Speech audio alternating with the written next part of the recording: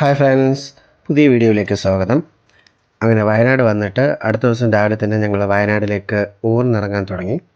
ആദ്യം ഞങ്ങൾ പോകുന്നത് ബാണാസുര സാഗർ ഡാം കാണാനാണ്. ഏകദേശം 20 കിലോമീറ്ററോളം ദൂരമാണ് കൽപ്പറ്റയിൽ നിന്നും ഈ ബാണാസുര സാഗർ ഡാമിലേക്ക്. ഈ കാണുന്നതാണ് കേട്ടോ ബാണാസുര സാഗർ ഡാം. ഇത് കബനി പുഴയുടെ കൈവഴിയിലാണ് ഈ ഒരു ഡാം സ്ഥിതി ചെയ്യുന്നത്. അവിടെ എത്തിയപ്പോഴേക്കും തന്നെ നല്ല മഴ ഉണ്ടായിരുന്നു. ഇതാണ് കേട്ടോ അവിടെയുള്ള ബോട്ടിൻ്റെയും മറ്റ് സർവീസുകളുടെയും ടിക്കറ്റ് ചാർജ്. ഇവിടുന്ന് ടിക്കറ്റ് എടുത്തതിന് ശേഷം ഇതുവഴി നേരെ ഉള്ളിലേക്ക് കയറാം. ഇതാണ് കേട്ടോ വഴി. അവിടെ നല്ല മഴയുണ്ടായിരുന്നു. ഇത് കബനി പുഴയുടെ കൈവഴിയിലാണ് ഈ ഒരു ഡാം സ്ഥിതി ചെയ്യുന്നത്. ഇന്ത്യയിലെ ഏറ്റവും വലിയ എർത്ത് ഡാമാണ് ഈ ബാണാസുര സാഗർ ഡാം. പണ്ട് കേരളം ഭരിച്ചിരുന്ന മഹാബലി രാജാവിൻ്റെ മകൻ്റെ പേരാണ് ബാണാസുരൻ. സോ ആ പേരാണ് ഇപ്പോൾ ഈ ഡാമിന് കൊടുത്തിരിക്കുന്നത്. ഈ കാണുന്ന സ്റ്റെപ്പ് വഴി വേണം മുകളിലേക്ക് കയറി ചെല്ലാനായിട്ട്. സൂക്ഷിച്ചു പോകണം, അല്ലെങ്കിൽ വഴുതി വീഴാൻ സാധ്യതയുണ്ട്. ബ്യൂട്ടിഫുൾ വ്യൂ ആണ് കേട്ടോ മുകളിൽ. സോ വയനാട്ടിൽ ഏറ്റവും കൂടുതൽ ആൾക്കാർ വരുന്നൊരു ടൂറിസം അട്രാക്ഷൻ എന്ന് പറയുന്നത് ഈ ഒരു ബാണാസുര സാഗർ ഡാമാണ്. ആ ഡാമും പരിസരമൊക്കെ കാണുമ്പോൾ മനസ്സിനൊരു വല്ലാത്ത കുളിർമ നമുക്ക് ഫീൽ ചെയ്യും. നല്ല മഴയും കൂടെ ഉണ്ടായിരുന്നുകൊണ്ട് ഇരട്ടി ഫീൽ കിട്ടി.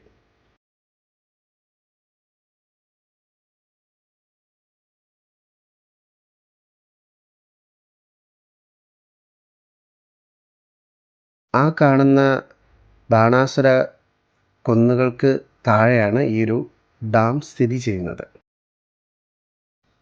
അവിടുന്ന് ഞങ്ങൾ അടുത്ത ഡെസ്റ്റിനേഷനിലേക്ക് പോയി. ഈ കാണുന്നതാണ് പഴശ്ശി കുടീരം. ഇത് വന്നിട്ട് പഴശ്ശി രാജാവിൻ്റെ ശവകുടീരമാണ്. ഇത് മാനന്തവാടി ടൗണിൽ തന്നെയാണ് ഈ ഒരു പഴശ്ശി കുടീരം ഉള്ളത്. നല്ല മഴയുണ്ട്, അവിടെയും മാനന്തവാടിയിലും നല്ല മഴയുണ്ടായിരുന്നു. ഇതാണ് കേട്ടോ അവിടുത്തെ ടിക്കറ്റ് ചാർജുകൾ. ഇവിടുന്ന് ടിക്കറ്റ് എടുത്തതിന് ശേഷം നമ്മളിപ്പോൾ നേരെ പഴശ്ശി കുടീരത്തിലേക്ക് കയറുവാണ്.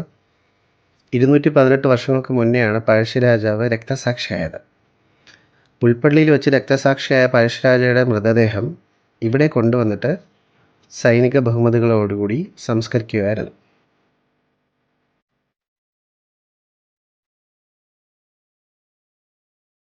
ഇതിന് താഴെയായിട്ടുള്ള മ്യൂസിയം ഉണ്ട് കേട്ടോ. പഴശ്ശി കുടീരത്തിന് താഴെയായിട്ട് മ്യൂസിയമാണ്. അന്നത്തെ ജനങ്ങൾ ഉപയോഗിച്ച ആ പഴയ സാധനങ്ങളും ആ ഒരു ജീവിത രീതികളൊക്കെ അവിടെ കാണാൻ പറ്റും. അവിടെ നിന്ന് തിരിച്ചിട്ട് ഞങ്ങൾ അടുത്ത ഡെസ്റ്റിനേഷനിലേക്ക് പോവാണ്. അടുത്ത ഡെസ്റ്റിനേഷൻ കുറുവാ ദ്വീപാണ്.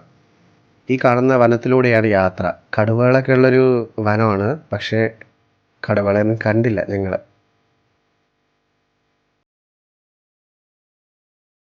അങ്ങനെ കുറുവാ ദ്വീപ് എത്തി. ഇത് മാനന്തവാടി ടൗണിൽ നിന്ന് ഏകദേശം 17 കിലോമീറ്റർ ദൂരത്താണ്.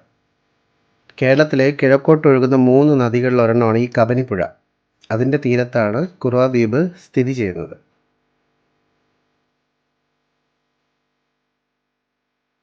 ഏകദേശം 950 ഏക്കറിൽ അനേകം അപൂർവ ജീവജാലങ്ങളും സസ്യങ്ങളൊക്കെ ഉള്ളൊരു സംരക്ഷിത വനമേഖലയാണ് ഈ ഒരു കുറുവാ ദ്വീപ് എന്ന് പറയുന്നത്. ഇവിടെ മൺസൂൺ സമയത്ത് പ്രവേശനം ഇല്ല. ഞങ്ങൾ വന്നത് മൺസൂൺ സമയമായതുകൊണ്ട് നമുക്ക് പ്രവേശനം കിട്ടിയില്ല. ഇതാണ് അവിടുത്തെ ടിക്കറ്റ് ചാർജുകളും മറ്റും. സോ വരുന്നവരെല്ലാവരും ഈ ഒരു കാര്യം ശ്രദ്ധിക്കുക. ഡിസംബർ ഏപ്രിലാണ് ഇവിടുത്തെ ഒരു സീസൺ എന്ന് പറയുന്നത്. പോകുന്ന വഴിക്ക് ഇഷ്ടംപോലെ കാപ്പി തോട്ടങ്ങൾ കണ്ടായിരുന്നു കേട്ടോ. അപ്പോൾ ഇന്ത്യയുടെ കാപ്പി പ്രൊഡക്ഷനിൽ 21% കേരളമാണ്. അതിൻ്റെ പ്രധാന പങ്ക് വഹിക്കുന്നത് ഈ വയനാട് ജില്ലയാണ്. അടുത്ത ഞങ്ങളുടെ ഡെസ്റ്റിനേഷൻ തിരുനെല്ലിയാണ്. തിരുനെല്ലിയിലേക്ക് പോകുന്ന വഴിക്ക് കണ്ടൊരു പുഴയാണിത്. എനിക്ക് തോന്നുന്നു ഇത് കബനിപ്പുഴയുടെ ഏതെങ്കിലും ഒരു കൈവഴി ആയിരിക്കാം. കൃത്യമായിട്ട് ആ പേര് കിട്ടിയില്ല. ഇത് ഒരു കൈവഴിയാണ്. ഈ മഴ ആയതുകൊണ്ടേ ഇഷ്ടം പോലെ വെള്ളം ഉണ്ടായിരുന്നു അവിടെ. നല്ല ഒഴുക്കും ഒക്കെ ഉണ്ട്.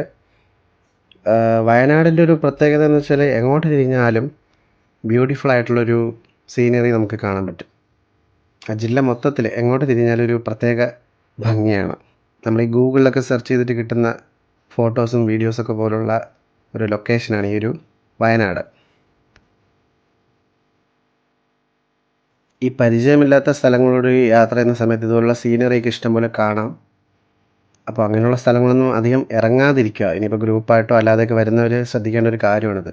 നമുക്ക് പരിചയമില്ലെങ്കിൽ മാക്സിമം വെള്ളത്തിലെങ്ങൊന്നും ഇറങ്ങാതിരിക്കുക. അങ്ങനെ ഞങ്ങൾ ഇപ്പോൾ തിരുനെല്ലി ക്ഷേത്രമെത്തി. ഇതൊരു മഹാവിഷ്ണു ക്ഷേത്രമാണ് കേട്ടോ. ഇത് മാനന്തവാടി ടൗണിൽ നിന്ന് ഏകദേശം 32 കിലോമീറ്ററാണ് ദൂരമുള്ളത്. ഇത് ചിറക്കൽ രാജാവിൻ്റെ പത്നിയായിരുന്ന വാരിക്കര തമ്പുരാട്ടി അമ്പലത്തിലേക്ക് വെള്ളം കൊണ്ടുവരാൻ വേണ്ടിയിട്ട് ഒരു നിർദ്ദേശം വച്ചായിരുന്നു. അങ്ങനെ പണിതതാണ് ഈ കാണുന്ന കരിങ്കൽ പാത്തി. ഇത് ദൂരെ ബ്രഹ്മഗിരി മലനിരകളിൽ നിന്നും വെള്ളം, ശുദ്ധജലം അമ്പലത്തിലേക്ക് എത്തിക്കാനായിട്ട് ഉണ്ടാക്കിയൊരു സിസ്റ്റമാണ്. ഇപ്പോൾ അമ്പലത്തിൽ റെനോവേഷൻ വർക്കുകൾ നടക്കുകയാണ് കേട്ടോ. അതിൻ്റെ ചുറ്റമ്പലത്തിൻ്റെ പണിയൊക്കെ നടക്കുന്നുണ്ട്.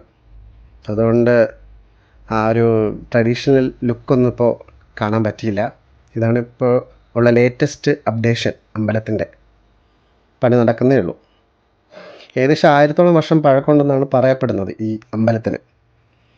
ഏകദേശം ഒരു 3000-ഓളം അടി ഉയരത്തിലാണ് സമുദ്രനിരപ്പിൽ നിന്നും ഈ അമ്പലത്തിൻ്റെ ലൊക്കേഷൻ. അങ്ങനെ പിന്നെ അവിടെ നിന്നും യാത്ര തുടർന്നു.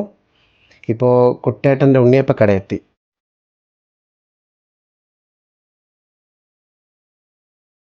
ഈ കുട്ടേട്ടൻ്റെ ഉണ്ണിയപ്പക്കട ഭയങ്കര ഫേമസ് ആണ്. പലർക്കും പരിചയം ഉണ്ടാവും, സോഷ്യൽ മീഡിയയിലൂടെയൊക്കെ കണ്ടിട്ടുണ്ടാവും. ഈ നല്ല മഴയുള്ള സമയത്ത് ചൂട് കട്ടൻ കാപ്പിയും ഉണ്ണിയപ്പം കഴിക്കാനൊരു പ്രത്യേക വൈബാട്ടോ, വേറെ ലെവൽ.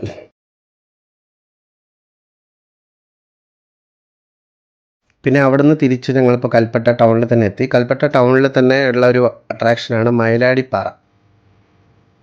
ടൗണിനടുത്ത് തന്നെ സ്ഥിതി ചെയ്യുന്നൊരു കുന്നാണ് മയിലാടിപ്പാറ എന്ന് പറയുന്നത്. അത് ചെറിയ രീതിയിലൊരു ട്രക്കിംഗ് ഒക്കെ ചെയ്ത് ഞങ്ങൾക്ക് മുകളിലോട്ട് കയറാൻ പറ്റി. മഴ ആയതുകൊണ്ട് സൂക്ഷിക്കേണ്ടിയിരുന്നു. ഇതിൻ്റെ മുകളിൽ കയറുമ്പോഴത്തേക്കും ഭയങ്കര ഒരു റിലാക്സ് ഫീലാണ് കേട്ടോ. ഈവനിങ് ഒക്കെ വന്നിരിക്കാൻ പറ്റിയൊരു സ്ഥലമാണ്. ഇവിടെ നിന്നാൽ നമുക്ക് വയനാടിൻ്റെ ഈ ഒരു കൽപ്പറ്റ ടൗൺ ഏകദേശം കാണാൻ പറ്റും മൊത്തത്തിൽ. നല്ല വ്യൂ ആയിരുന്നു. ഈവനിങ് ഒക്കെ ആയപ്പോഴത്തേക്കും മഴയൊക്കെ കുറഞ്ഞിട്ടുണ്ടായിരുന്നു. ഈ കാണുന്നതാണ് കേട്ടോ കൽപ്പറ്റ ടൗൺ. നന്നായിട്ട് ആസ്വദിക്കാൻ പറ്റി. പിന്നെ ഇതിൻ്റെ മുകളിലൊരു അമ്പലമുണ്ട്, ഒരു ജൈന ക്ഷേത്രം. ഈ കാണുന്നതാണ് കേട്ടോ ജൈന മതക്കാരുടെ ക്ഷേത്രം. പിന്നെ അവിടെ നിന്ന് തിരിച്ചിട്ട് ഞങ്ങൾ വയനാടിൻ്റെ ട്രഡീഷണൽ ആ പോത്തുംകാല് ഡിഷ് ഉണ്ടല്ലോ, അത് കഴിച്ചായിരുന്നു. കൊള്ളാം. ഫസ്റ്റ് ടൈമാണ് അത് കഴിക്കുന്നത്. നല്ലൊരു എക്സ്പീരിയൻസ് ആയിരുന്നു ഈ ഒരു സംഭവം. പിന്നെ ഇതുകൂടെ കഴിഞ്ഞിട്ട് ഞങ്ങൾ പിന്നെ റൂമിലേക്ക് മടങ്ങി. ഇനി ബാക്കി വയനാടൻ വിശേഷങ്ങളെല്ലാം അടുത്ത എപ്പിസോഡിൽ. Thank you.